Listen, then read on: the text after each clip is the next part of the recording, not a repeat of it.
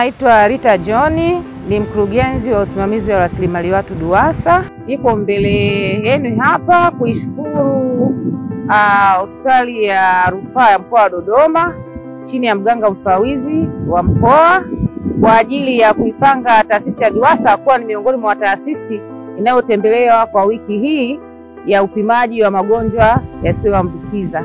Sisi DUWASA tunajivunia kuwa karibu na ushirikiano mzuri na hospitali ya mkoa, na kutokana na ushirikiano tuliokuwa nao na sisi kama taasisi tumeweza kuwepo miongoni mwa taasisi ambazo zimeteuliwa kwa ajili ya kupata elimu, lakini pia kupata upimaji wa magonjwa yasiyoambukiza ambao sasa ni tishio kwa maeneo ya kazi.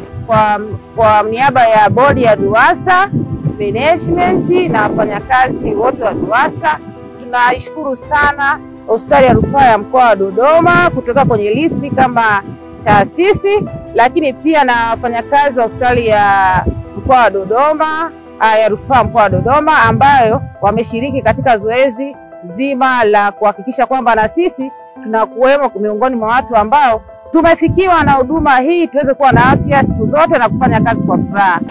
Kwa majina naitwa Vicky Nkonyagi, ni mtumishi wa mamlaka ya maji safi na usafi wa mazingira Dodoma DUWASA.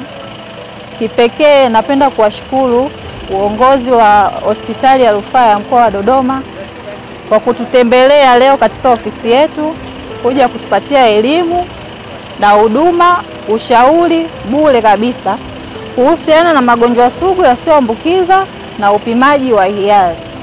Mimi kama mtumishi wa DUWASA nimenufaika na huduma hiyo kwa sababu nimepima afya yangu, nimejitambua, ninaijua status ya afya yangu. Kwa majina naitwa Musa Rajabu Leani, ni mtumishi wa mamlaka ya maji na usafi wa mazingira mkoa wa Dodoma DUWASA. Kwa niaba ya watumishi wenzangu nipende kuwashukuru hospitali ya rufaa ya mkoa wa Dodoma kwanza kwa kutupa elimu bure kuhusu magonjwa yasiyoambukizwa. Pili, kufanya vipimo bure kwa magonjwa hayo. Tunashukuru sana na Mungu awabariki. Kwa majina naitwa Milenge Swedi Abeid wa mamlaka ya maji safi na usafi wa mazingira mjini Dodoma. Kwa kweli tunashukuru sana kwa hospitali ya mkoa kutufikia ofisini kwetu kwa kutupatia hiyo huduma nzuri na bora. Maana wasingesema wanakuja ofisini kwetu na kutufanyia hivi vipimo, sidhani kama tungekumbuka kwa sisi wenyewe tu kwenda kufanya vipimo bila wao kufika. Tunawashukuru sana.